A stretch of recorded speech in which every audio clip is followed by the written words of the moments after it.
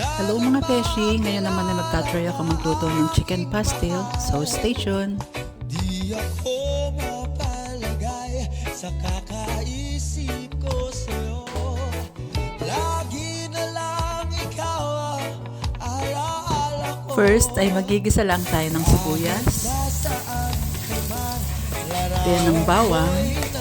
And then mix lang natin siya. mag-isa pagtulog ay Ihalo na natin ang mga hinimay na manok. pagkatang nais ko sana kapiling. At haluin lang natin ng malitubit. Ano bang nakita ng puso kong Isiso ng paminta. And then nagdagdag ako ng atsuete powder. andong ligaya mo sinta? I-mix lang natin siya.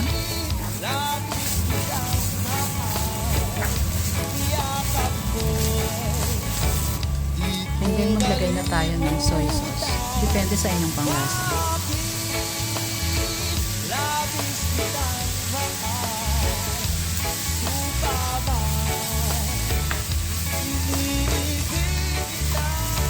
Natatabangan ako kaya nagdagdag pa ako ng kaunting soy sauce. And then sinunod ko na ang oyster sauce.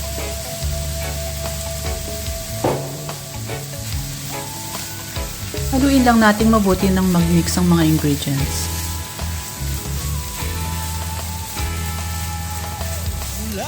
Then a little bit of sugar para may konting tamis. And that's it. Haluin lang natin mabuti.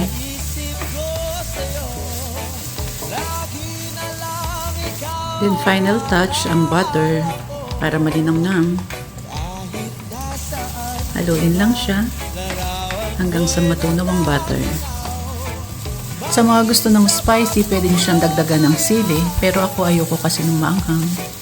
Pagkatang nais ko sana kapiling ka sa tuwina. Ano bang Pwede na to. ng puso ko nito sa'yo? Kapag ika'y kasama